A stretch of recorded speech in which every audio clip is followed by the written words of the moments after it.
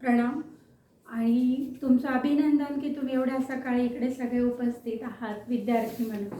विविध वयोगटातील सगळे आहात, तेव्हा प्रत्येकाच्या बुद्धीनुसार ज्याला जसं समजेल तसा हा विषय घेतला जाईल असं मला वाटतं. हा विषय आहे प्रार्थना आणि उपासना, जो की तुम्हाला असा घ्यायचा आहे की जे प्रॅक्टिकल पण मी तुम्हाला काही अनुभव देईल, एक्सपिरियन्स देईल आणि तुम्हाला ही थेरी जी की तुम्हाला परीक्षेसाठी मार्क घेण्यासाठी उपयोगी ठरेल. पण मला असं वाटतं की हा जो इतका चांगला विषय तुमच्या अभ्यासक्रमात टाकलेला आहे तर तो तुम्हाला खूप सहृदयतेने आत्मसात करायला हवा. म्हणजे आतापर्यंत जर तुम्ही काही कारणाने तितकेच सक्षमतेने प्रार्थनेकडे जर बघितलं नाही, तर जसं एखादे डोळे उघडले जातात आणि एक विषय आपल्याला आवडू लागतो, त्या पद्धतीने तुम्ही कोणतीही प्रार्थना घेतली तर तुमचं मन त्याच्यामध्ये लागेल हे निश्चित. सुरुवातीला तुम्हाला मी एक अनुभव देणार आहे. सर्वांनी मान पाठ ताट सरळ ठेवायची, अंग सैल नाही सोडायचं, पण सजग राहायचं आहे तुम्हाला. डोळे मिटून घ्या, अर्ध मिटून ठेवा, उघडे ठेवा, काहीही प्रॉब्लेम नाही. ध्यान मुद्रेचं काही बंधन नाही. फक्त तुम्हाला जे शब्द ऐकू येतील अगदी लहानपणी, म्हणजे आमच्या बाबांच्या तरुण वयातलं हे सुसंगती सदा घडो सुजन वाक्य कानी पडो, तर तुम्ही त्या शब्दांना प्राधान्य देऊन त्याचा एक मनात अनुभव घ्या आणि मग तुम्हाला प्रार्थनाविषयी जी जिज्ञासा जागृत होईल त्या सगळ्यांची उत्तरं मी एकामागे एक देण्याचा प्रयत्न करेन. तर आपण तयार आहोत आणि हे जे मी कवन आहे अगदी जुनं व्याकरणपूर्ण छंदसहित लयबद्ध आणि सोपीच आहे. हे जे प्रार्थनेचे 3 वैशिष्ट्य आहे त्याचं हा उत्तम उदाहरण आहे. कुठेही हेलकावे गचकावे काही नाही, अगदी ज्याला आवाज नाही असा व्यक्तीसुद्धा त्याला अगदी तन्मयतेने म्हणू शकतो 2दा-3दा ऐकल्यावर. हे प्रार्थनेचं जे पहिलं वैशिष्ट्य आहे त्याचा हा प्रत्यक्ष नमुना आपण अनुभवूया. चला तयार होऊया. सुसंगती सदा घडो सुजन वाक्य कानी पडो.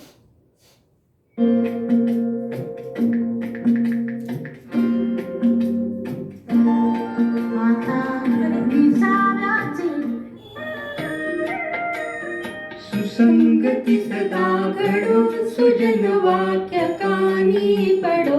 कलंक मतीचा जडो विषय सर्वथा नावडो. सदंग कमळी जडो नुरिता हटाने अडो. वियोग कडता रडो भव समित्री हडो. निश्चय कधी ढळो सुजन भावनता दाटडो. नचित भजनी चळो मनी सदुःख मागी वळो. सतत हृदया कळो दुरभिमान सारा गळो. पुनान मन हे जळो दुरित आत्मदेवते जळो. नये प्रिय सदोष ते प्रिय सदोष ही चांगले. स्वलोक पितळा रुचे जरी कळकणी नांगले. तुला धरिसी पिशी कशी सदा यशोदा बरे. जरी वळविशी रजो मलिन काय तू अंबरे. पिता जरी विटे विटो जननी कुपुत्री विटे. दयामृदर सार्धवी नकुल कज्जले त्याकटे. प्रसाद पट झाकिती परिपरा गुरुचे थिटे. म्हणून म्हणती भले नरुण जन्म देचे किटे. कटात कटका मद ध्वज जरा तैसो लागली. पुरस्सर्गता स्वये जगडता तनु भागली. सहाय दुसरा नसे तुझ विणे बळे आगळा. लहू जरी उताविळा स्वरितो कापिती आगळा. दयामृत घना आहो हरिवळा मयूराकडे. रडे शिशुतया सिगे कळवळो निमा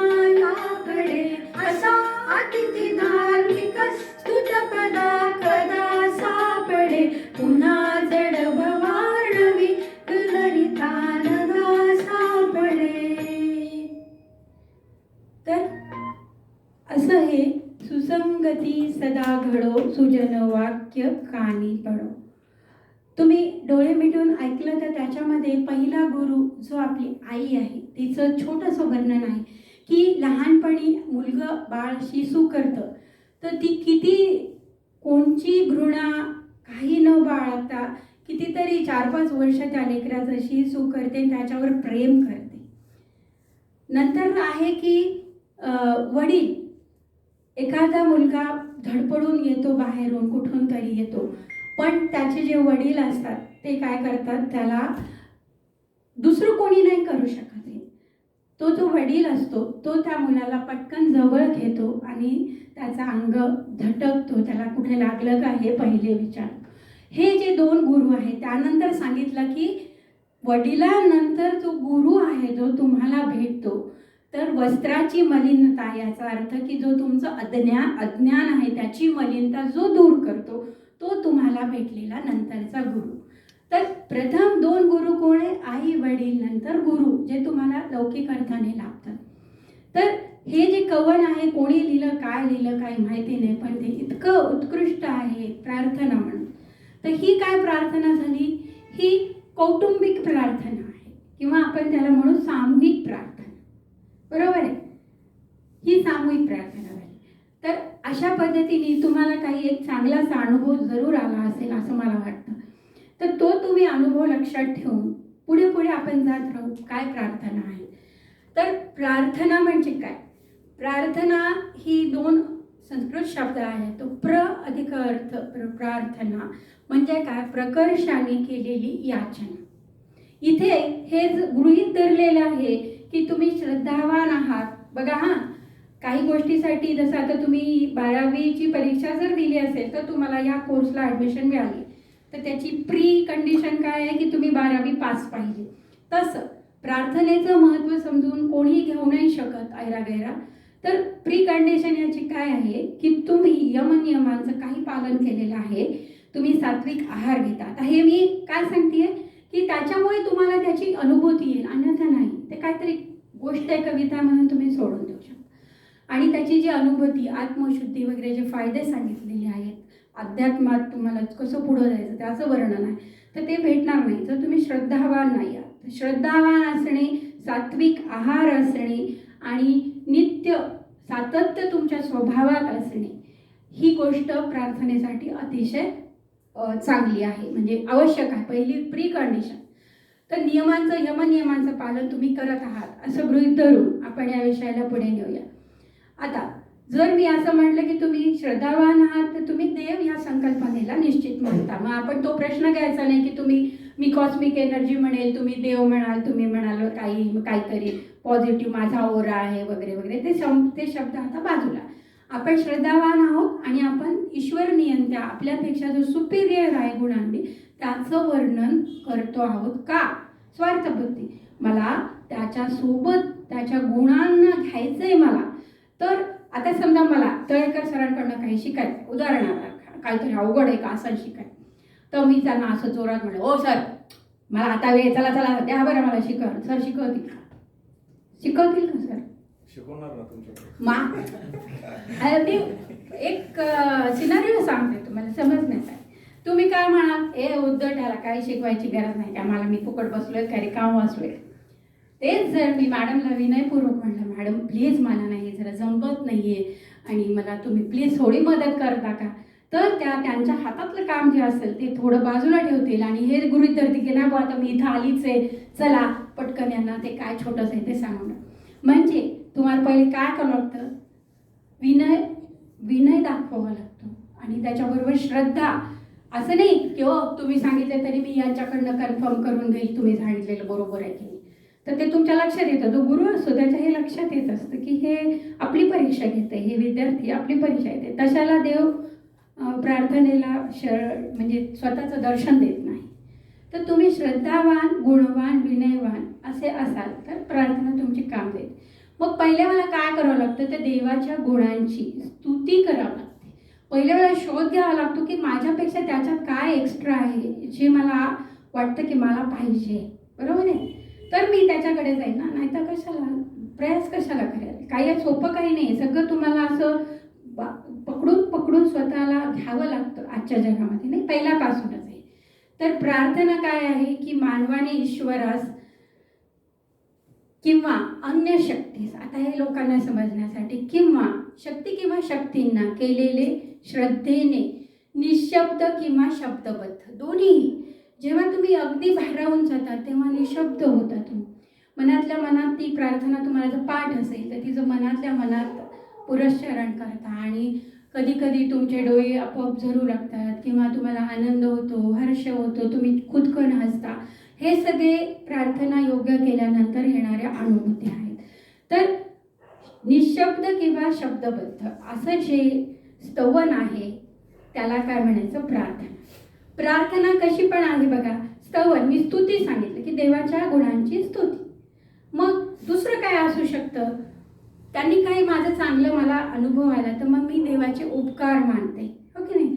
तुम्ही मला आरोग्य दिलं त्याच्याबद्दल मी सर्वेशी सुखिनः सन्तु सर्वे सन्तु निरामया. जर तुम्ही माझं हे केलं तर मग मी माझ्या माझे जे माझ्यावर अनुग्रह झाला त्याचं परतफेड म्हणून मी उपकार स्मरण अशी जी प्रार्थना असते. किंवा आत्मनिवेदन. आता आम्ही जैन आहोत तर मेरी भावना म्हणून आमचं एक असं स्तोत्र आहे जे की आता विश्व प्रार्थना म्हणून युनेस्कोने मान्य केलेलं आहे. तर त्याच्यामध्ये माझ्या काय ज्या चुका आहेत त्या मी मांडल्या आहेत. म्हणजे मी म्हटलं आहे की मी म्हणजे मला हे आहे, मला ते आहे.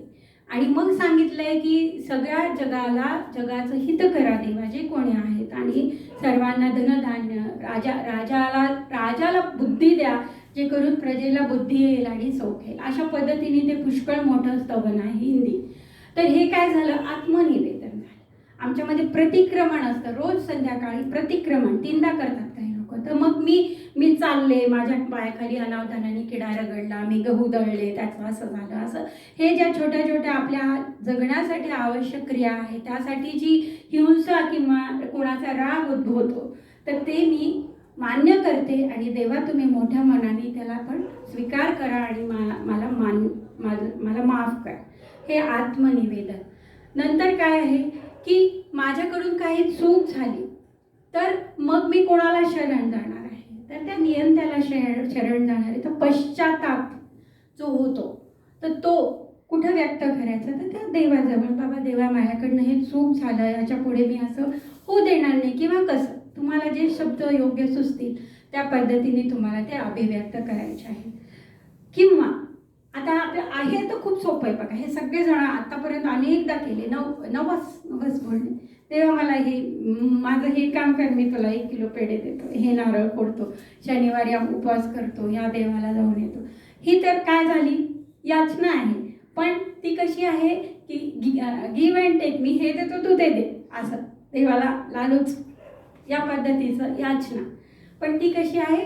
मानवी स्वभावाला अनुसरून केलेली याचना आहे. ती मानवी स्वभाव आहे की मला जर काही पाहिजे तर मग मी काय, जसं मुलं आपल्या लहान लेकराकडनं आपल्याला काही करून द्या, आपण चॉकलेट देतो त्याला, तसं देवाला सांगितलं, देवा मला माझं हे होऊ दे, मला परीक्षेत 100 मार्क मिळू दे, मी तुला नारळ फोडते, झालं की देव लगेच 100 मार्क देतात. देतात का? नाही देत. तर त्याच्यात अजून एक आहे की प्रार्थना करण्याआधी तुम्हाला पुरुषार्थ करायचा आहे. पुरुषार्थ म्हणजे काय की काहीतरी समर्पक वागायचं आहे किंवा ध्येय ठेवायचं आहे किंवा एखादं सद्गुण तुम्हाला आत्मसात करायचा आहे. आणि तो पुरुषार्थ झाल्यावर मग तुम्हाला प्रार्थना काय म्हणतात उपकृत होईल देवाकडून, त्यात तिचा अनुग्रह तुम्हाला मिळेल.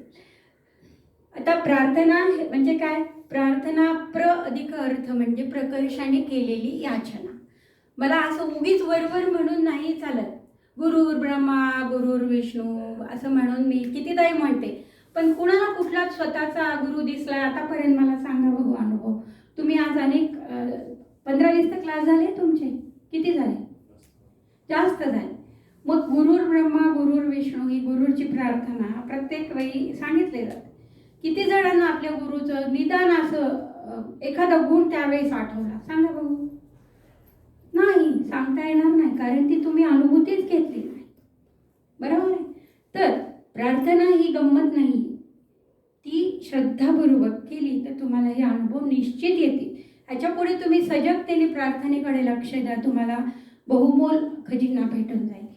आता प्रकर्षेण अर्थमये यस्या सा प्रार्थना, हेच सांगितलं परत की प्रकर्षाने म्हणजे अगदी एखादी गोष्ट मला हवीच आहे अशी अट्टहास आणि जिज्ञासा जिथून सुरू होते तिथून तुम्ही जी प्रार्थना करता ती खरी प्रार्थना, यस्यास्या प्रार्थना अशी ती आहे जी प्रार्थना.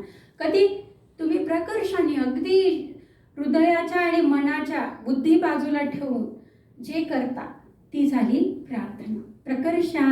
प्रकर्षेण अर्थमये यस्यास्या प्रार्थना. कळलं? प्र अधिक अर्थ म्हणजे प्रकर्षाने केलेली याचना, किंवा हे लक्षात ठेवा प्रकर्षेण अर्थमये यस्यास्या प्रार्थना. आता मदर टेरेसा सगळ्यांना माहीत आहे. मदर टेरेसा त्यांनी प्रार्थनेबद्दल म्हणजे त्या तर नन होत्या, त्यांनी भारतात येऊन अनाथ मुलांसाठी कलकत्त्यामध्ये खूप काम केलं. तर त्या शरणागत होत्या देवाला, ते ख्रिश्चन होत्या. तर त्यांनी काय सांगितलं की प्रिय देवाला सखा समजून, काय सांगतात, प्रिय देवाला सखा समजून केलेला संवाद म्हणजे प्रार्थना. आता इथे आपण संत मीराबाईचं उदाहरण घेऊ शकतो. ती इतकी कृष्णमय झाली होती की तिला सगळ्यामध्ये कृष्ण दिसायचा, सगळीकडे कृष्ण दिसायचा. तिचं लग्न राजघराण्यात झालं होतं, पण तिच्यावर संशय घेतला जायचा की कोणाशी बोलते नवरासू, कोणाशी बोलते, तिला कोण दिसतं, तिचा प्रसाद कोण खातो, असे इतके प्रश्न होते. तरी ती काय म्हणायची, मेरे तो गिरीधर गोपाल दुसरा न कोणी. कळलं? ही जी तन्मयता. आता आपल्याच मातीमधल्या संत जनाबाई, त्यांना किती त्रास होता हे माहीत असेल तुम्हाला. लहानपणी मराठीच्या पुस्तकात ते आलेलं आहे संतांच्याबद्दल. तर त्यांना किती त्रास होता संत जनाबाईंना, किती त्यांना त्रास दिला जायचा. गंगाखेड जवळ त्यांचं आहे स्थान. तर त्या काय म्हणायचा, माझा विठू मला तेच तारून नाही.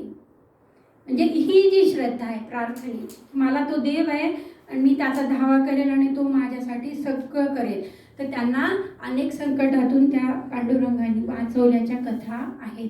आता आपण हे सगळं जेव्हा आपण योगात आहोत तर आपण याला नाकारू शकत नाही की असं होऊ शकत नाही, असं नाही. आता अनेक साधारण लोक म्हणतील की हे खोटं आहे, पण आपण जर योगात आहोत तर त्यांना सिद्धी प्राप्त झाली, त्याला त्यांचं निराकरण झालं त्या गोष्टीने.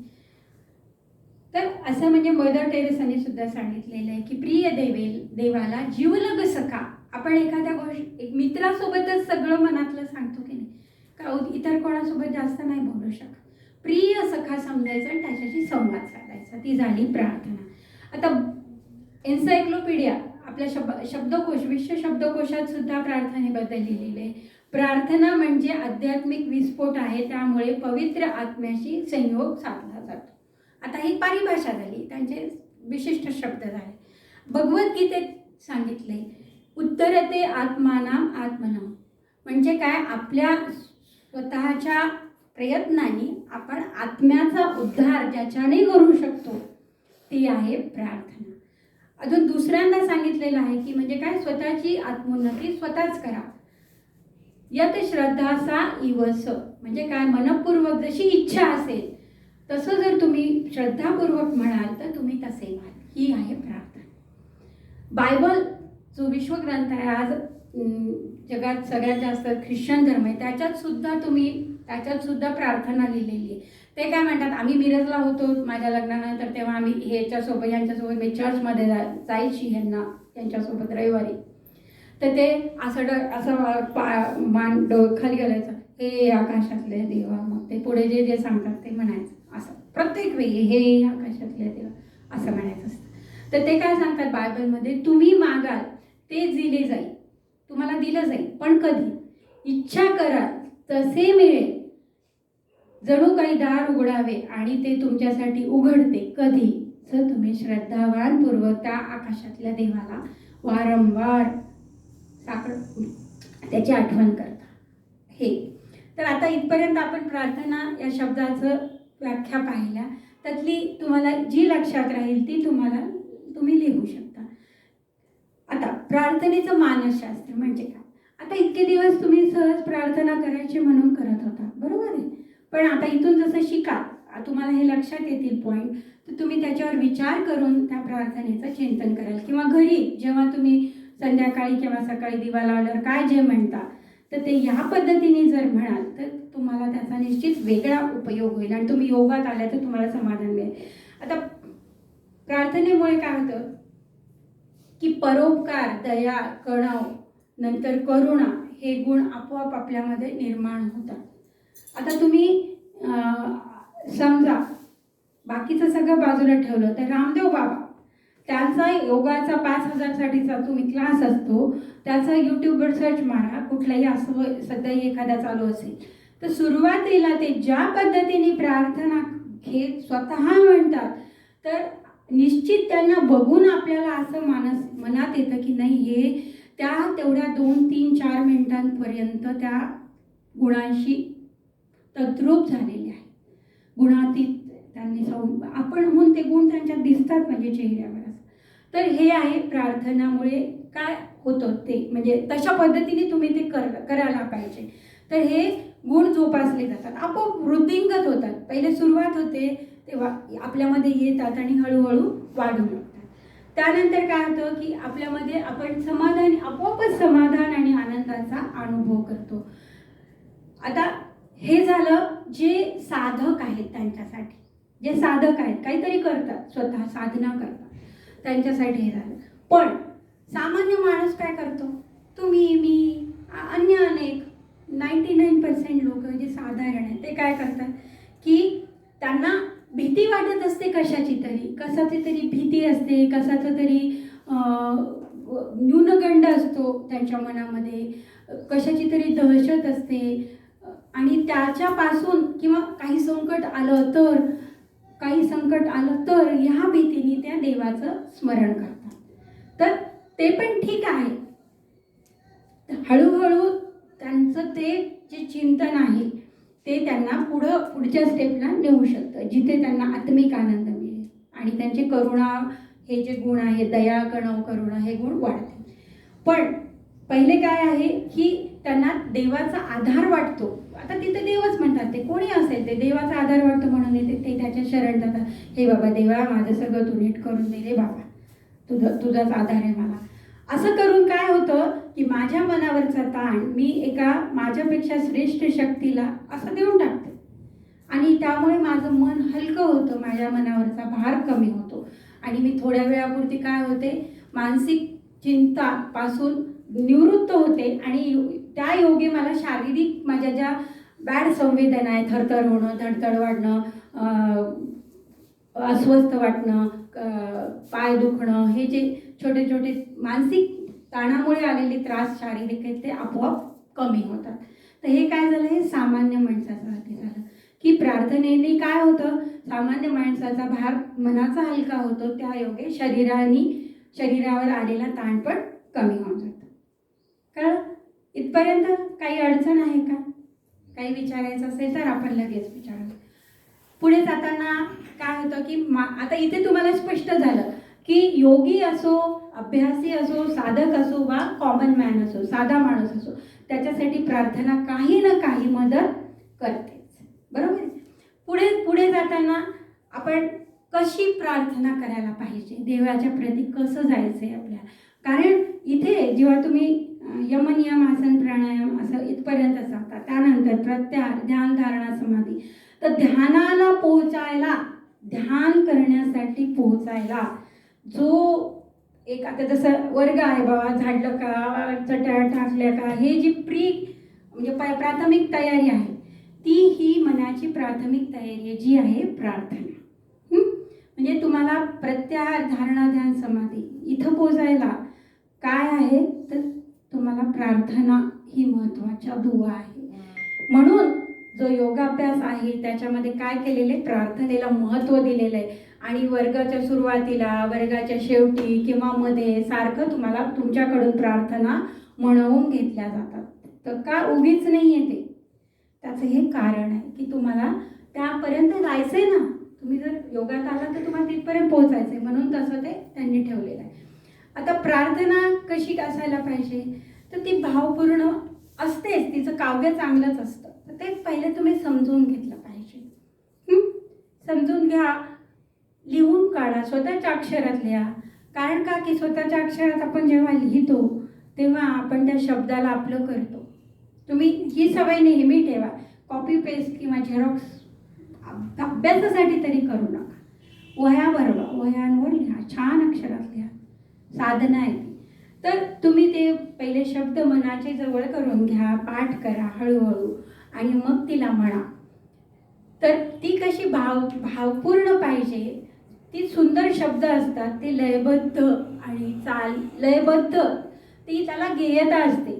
तुम्ही खूप उच्च चालीमध्ये प्रार्थना म्हणायची नाही आहे. तिची जी चाल आहे, जे छंद आहे, तसंच तुम्हाला साध्या भाषेत म्हणायचं आहे.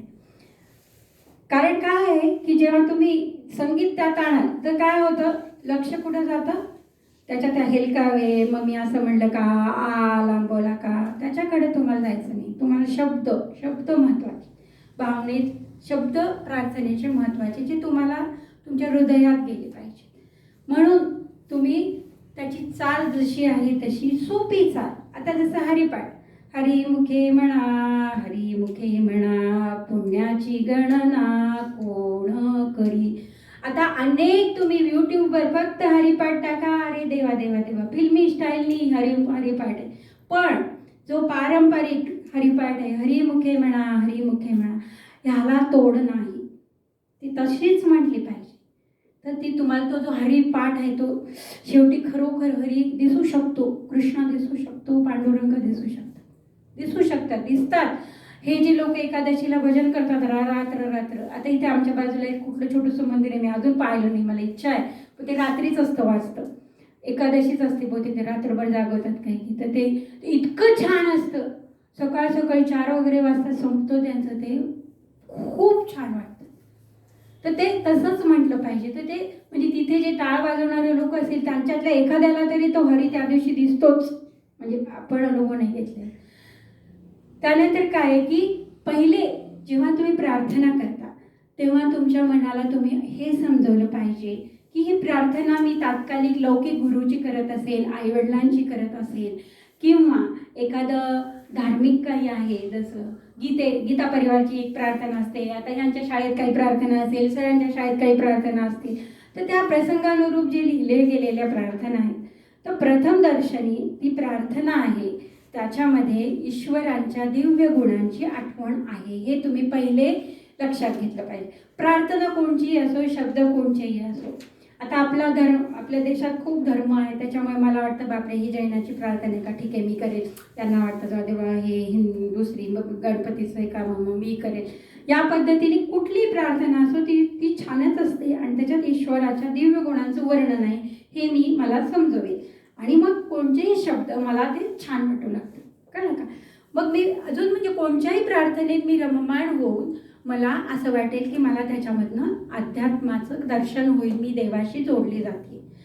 तर ते दिव्य गुण कोणचे आहे की देव काय आहे, आनंद स्वरूप आहेत, नंतर सर्व अंतर्यामी आहेत, ते म्हणजे त्रिकालदर्शी आहेत ना. आता देव म्हटल्यावर मला आज दिसतो, फक्त पुढचं 5 मिनिटाचंही मला माहीत नाही काय होणार. देवाला आता वर्तमान भूत भविष्य तिन्ही दिसत असतात, त्यांना समजत असतात. त्यामुळे ते त्रिकाल अंतर्यामी आहेत.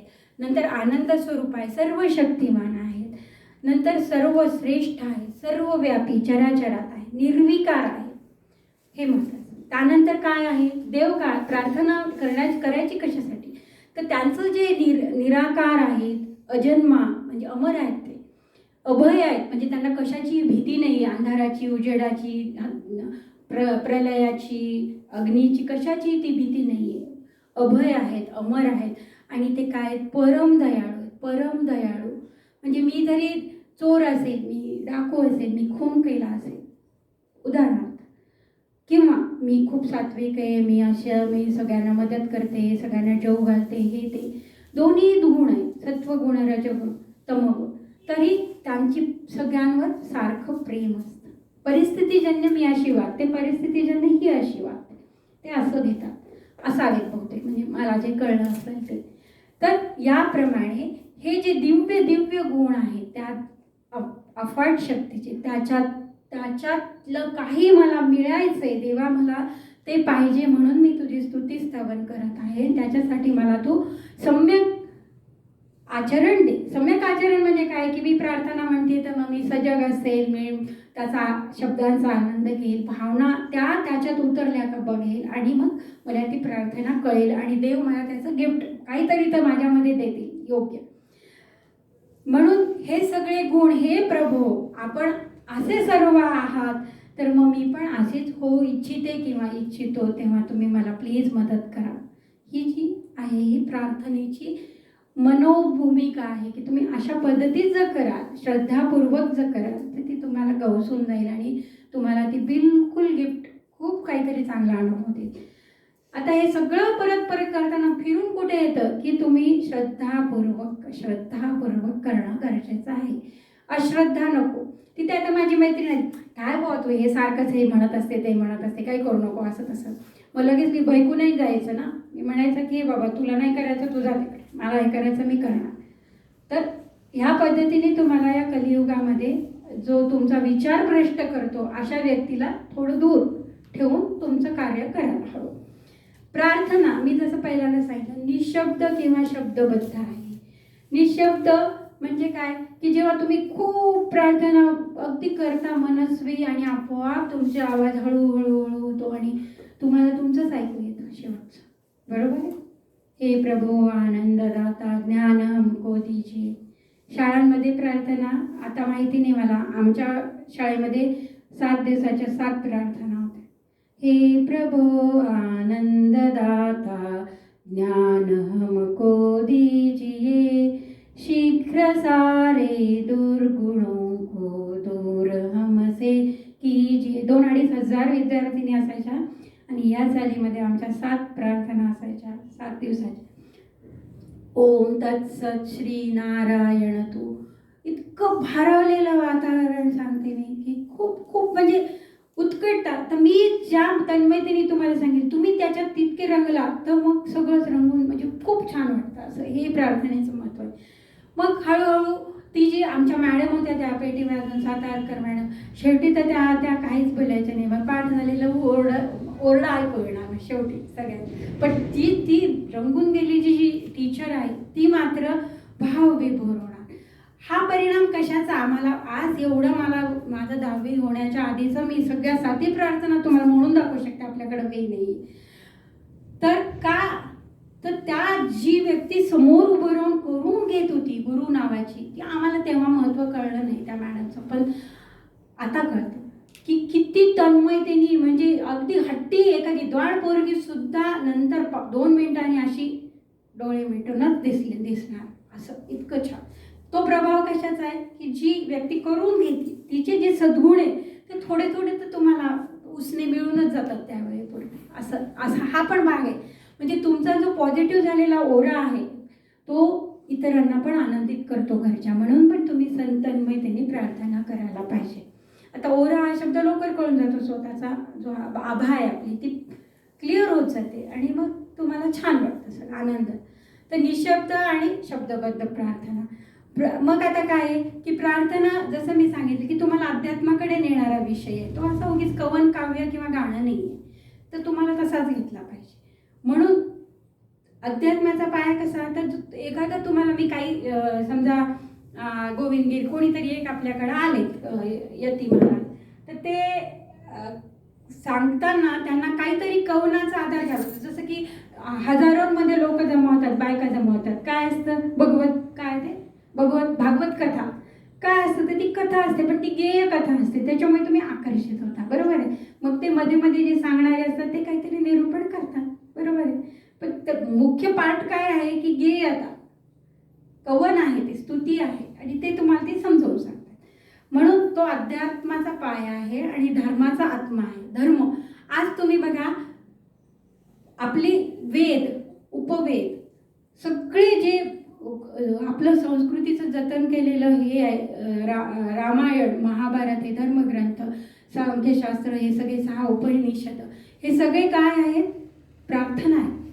पूर्वी काय होतं की माणूस रानटी होता तेव्हा त्याला भीती कशाची वाटायची, अग्नी, पाऊस, वादळ, वारं, तर ते त्याची उपासना करायची. बरोबर आहे की बाबा मी तुझी प्रार्थना करतो, हे अग्निदेवा तू कुठं माझ्या इथं आग लागू देऊ नको वनामध्ये, किंवा पाणी उगीच पडू देऊ नको, पर्जन्याची प्रार्थना, किंवा वेळेवर देवा पाऊस पाडा तुम्ही, पाऊस वरुण राजा तुम्ही वेळेवर बरसा म्हणजे आमच्याकडे समृद्धी आहे. हे अशा पद्धतीने हे जे आपले उपनिषद वेद आहे हे सगळ्या काय आहेत, प्रार्थना आहेत. वेळोवेळी काळ परत्वे विभिन्न गुणाकार किंवा गुणातीत निराकार व्यक्तीला किंवा पंचभूतापैकी काहींना केलेल्या त्या प्रार्थना आहेत. हे लक्षात घेतलं तर आपल्याला प्रार्थनेचं महत्त्व कळू शकतं. आता आपण जे अभ्यास करत आहोत तो पतंजलीचा योगदर्शन आहे, अष्टांग योग. तर त्याचं काय मानसशास्त्र आहे, पतंजलीने काय सांगितलंय? पतंजलीने योग हा तुम्हाला मानसशास्त्रीय दृष्ट्या सुदृढ करण्यासाठी लिहिलेला आहे. त्यानंतर हे शारीरिक जे बेनिफिट आहेत ते आपण त्याच्यातनं वेचून काढले. पण त्याचा पहिला उद्योग काय आहे, पहिला उद्देश काय आहे? यमापासून सुरू करायचं आणि पोचायचं कुठे, कैवल्य. म्हणजे अल्टिमेट ध्येय योगाचं काय आहे तर समाधी. मग तिथपर्यंत जाण्यासाठी जे टप्पे आहेत तिथे दुसरं जे आपलं नियम नावाचं जे पायरी आहे त्याच्यामध्ये त्यांनी 5 सांगितलेले हो.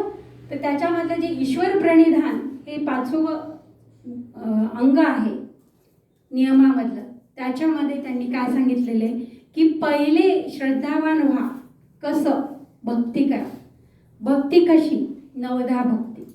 हां, त्याच्यात काय सांगितलं? ईश्वर प्रणिधान. बघा हां, मी तुम्हाला कुठं घेऊन गेली? ईश्वर प्रणिधान म्हणजे आपल्या जे तुम्ही सध्या अभ्यास करताय त्याच्यातच प्रार्थना गुंतलेली आहे. तर ती तुम्ही विसरून जाता ना, ते जास्त मनपूर्वक लक्षात ठेवत नाही, तर ते ठेवायला पाहिजे. तर 9 भक्तीने कसं करायचं आहे की श्रवणम कीर्तनम विष्णू स्मरणात पादसेवनात अर्चनम वंदनम दास्यम स्वस्थम आत्मनिवेदनात. जसं आता मी पहिल्यांदा सांगितलं की प्रार्थना काय, आत्मनिवेदन, पश्चाताप, हे सगळं. तर हे सगळं तुम्हाला ऐकायचं आहे, त्याचं गुणगान करायचं. कीर्तन म्हणजे वारंवार करायचं आहे. विष्णू स्मरणात म्हणजे जी शक्ती आहे तिला स्मरण करायचं आहे. पादसेवना, तिच्या पायाची सेवा करायची म्हणजे थोडक्यात काय, शरण जायचं आहे तुम्हाला. अर्चन करायचं, वंदन करायचं, त्याचं दास्यत्व स्वीकारायचं आहे.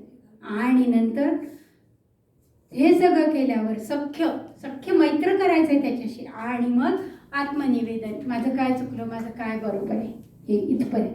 तर हे सगळं आपल्याला आपल्या पतंजली ऋषींनी लिहून दिलेलं आहे, वेगळं काही नाही प्रार्थनेसाठी. तर ते लक्षात आहे. परत काय येतं ते काय म्हणतात की सख्य आणि आत्मनिवेदन दास्य म्हणजे काय, समर्पण भाव पाहिजे तुमचा, आणि भक्ती आणि श्रद्धा, हे 2 पाहिजे.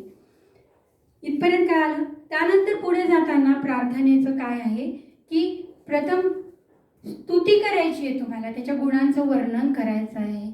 आणि त्यानंतर काय आहे, भगवंताच्या दिव्य गुणांचा स्वीकार करायचा आहे. आणि पूर्ण पुरुषार्थानंतरच सहाय्यता मागायची देवाला. आधी काहीच करायचं नाही, म्हणायचं हे देवा मला हे दे, हे देवा मला ते दे, असं नाही. तुम्हाला पुरुषार्थ करायचा म्हणजे त्या तन्मयतेने त्याचं नाव स्मरण करायचं आहे, किंवा काय तुम्हाला जसं शक्ती आहे तसं हळूहळू तुम्ही पुढे जाता. आणि भगवंताच्या या दिव्य गुणांना उतरवण्यासाठी जी विनंती आहे ती तुम्हाला नंतर करायची. प्रार्थना काय तुम्हाला पॉवरफुल बनवते. बघा तुम्ही काही लोक बघा की तुम्हाला ते संयमी दिसतात, करारी दिसतात, ते जे बोलतात तसं होतं. आता सुद्धा होतं बरं का, तुम्ही अनुभव घ्या. अनेक लोक आहे, त्याच्यात डॉक्टर महेंद्र करेल, ते जे ठरवतात, जे बोलतात ते तसं घडतं, 100% घडतं.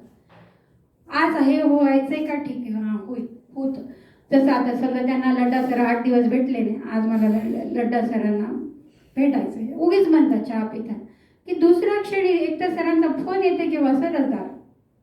या प्रत्यक्ष माझ्यासोबत राहूनचा अनुभव सांगते. तर prayer is to become powerful, तुम्हाला ती पॉवरफुल बनवते सर्व अनुषंगाने. इथे एक गोष्ट सांगते तुम्हाला मी.